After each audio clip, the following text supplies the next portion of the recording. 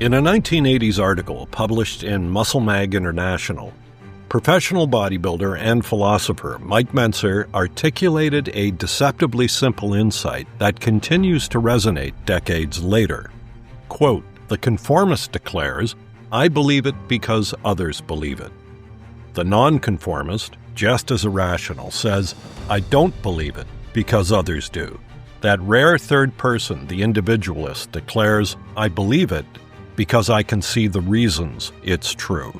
Close quote. The quote might first appear as a commentary on social behavior or fitness culture, but in fact it is a profound philosophical observation about the nature of belief and rationality. Mentzer, known not only for his physique but also for his embrace of philosophy, offered a framework that challenges us to re-examine the roots of our convictions. Mentzer draws a sharp contrast between three types of people: the conformist, the nonconformist, and the individualist. These categories go far beyond the gym or even popular culture. They speak to the core of how we form our beliefs and live our lives.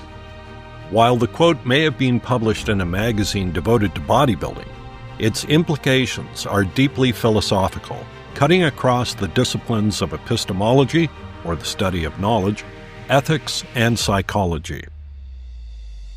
The conformist, safety in numbers. Most people are intellectually dependent. They're born into a given family by chance, into a given region by chance, into a given nation by chance. Uncritically, unquestionably, blindly, they accept the religion their family brings them up in. They accept their parents' or their locale's political beliefs. They're intellectual dependents. They've never learned how to identify and evaluate the facts of reality. The conformist believes what others believe, not because he has personally examined the evidence or reasoned through the idea, but simply because the belief is popular. This is the psychological comfort zone of the masses, a position of safety, belonging, and minimal resistance. From an evolutionary perspective, there are obvious reasons why humans tend to conform. For much of human history, social cohesion meant survival. Straying from group norms could lead to ostracism, punishment, or worse. But while conformity might offer social or emotional security, it does so at the cost of intellectual independence. When one believes something only because everyone else does, the belief is not truly one's own. Mentzer, a fierce advocate of rational self-reliance, saw this as a serious failing, not just in thinking, but in character. Conformity is the engine behind mass delusion. Consider the historical support for slavery, segregation, or fascism, often backed by majorities at the time. People didn't necessarily agree with these ideologies through a reasoned analysis. They adopted them because they were taught to, or because questioning them was inconvenient, dangerous, or socially isolating. The lesson here is sobering. Consensus is not a reliable indicator of truth. 1,000 voices saying the same thing does not make it rational or right. In the context of fitness and bodybuilding, Mentzer may have been responding to the blind imitation of ineffective training routines. During the golden era of bodybuilding, many lifters simply copied the routines of champions, without understanding their bodies or training science. Mentzer's advocacy for heavy-duty training, a radically lower-volume, high-intensity method, went against the grain, challenging a deeply ingrained orthodoxy.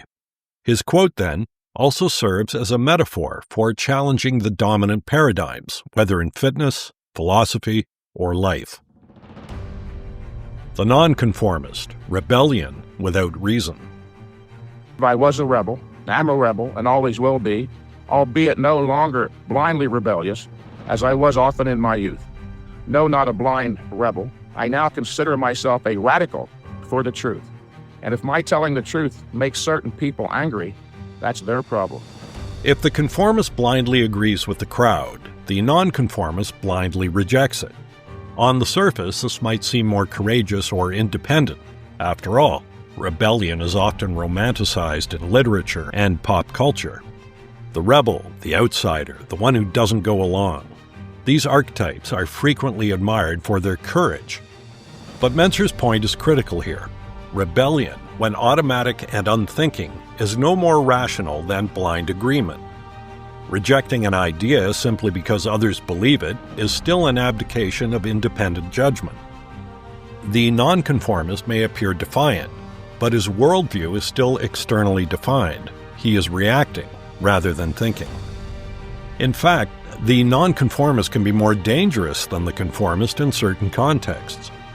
Because they define themselves in opposition, their beliefs are often reactive, emotional, and untethered to facts or logic.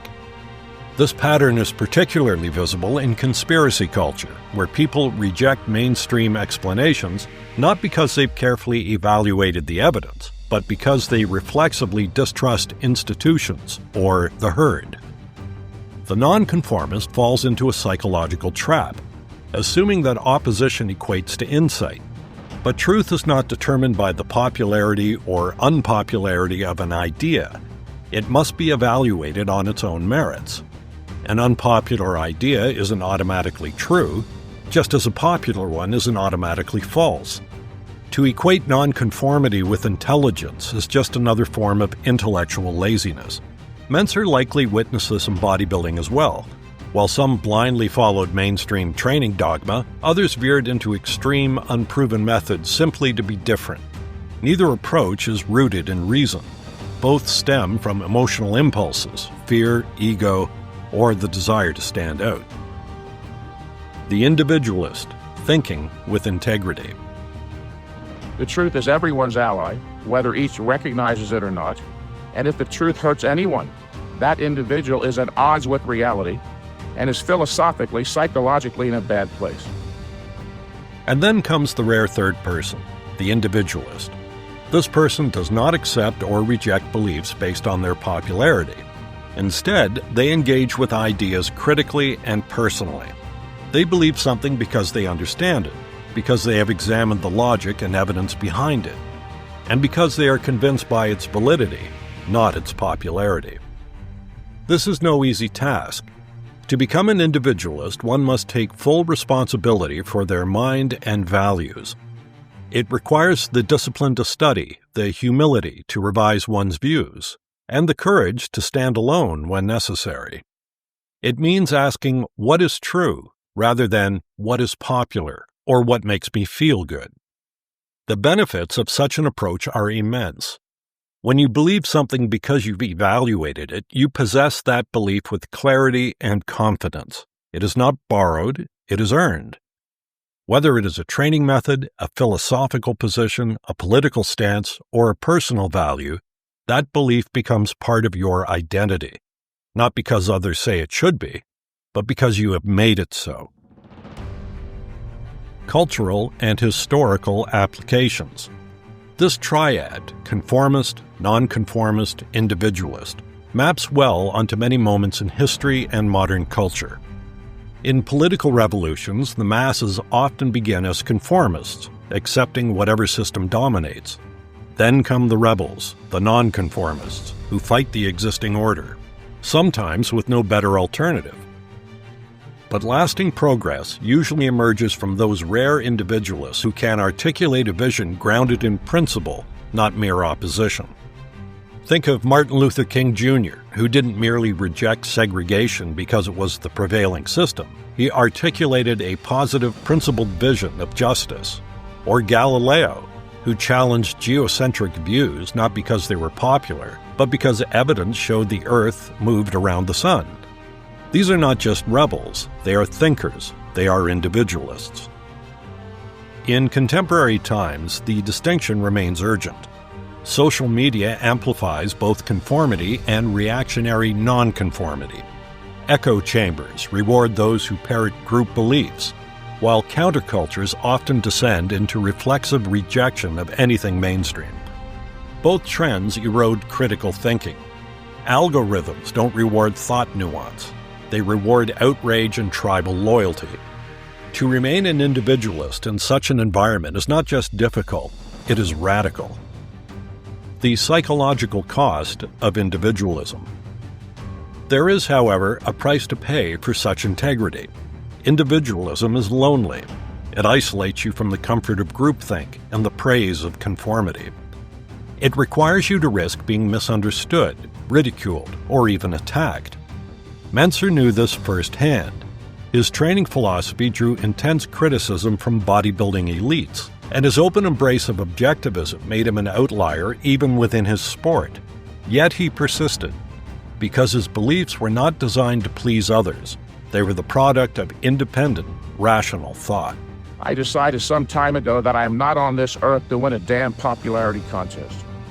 This kind of strength goes beyond muscle. It is a moral strength. The willingness to think for oneself is a quiet form of heroism. It does not seek applause, but it often earns respect in the long run. Moreover, individualism is not the same as egotism. A true individualist is not stubborn for its own sake or closed to criticism. On the contrary, they are more likely to change their mind because they care about being right, not being seen as right. They value truth more than pride. I'm always open to a logical argument and reason, of course. I never even suggested that I had the final word or the last word on bodybuilding.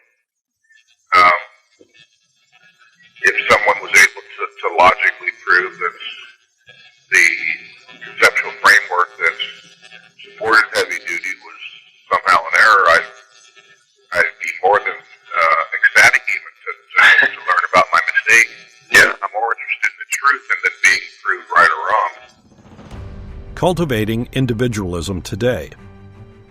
Becoming an individualist is a deliberate, lifelong process.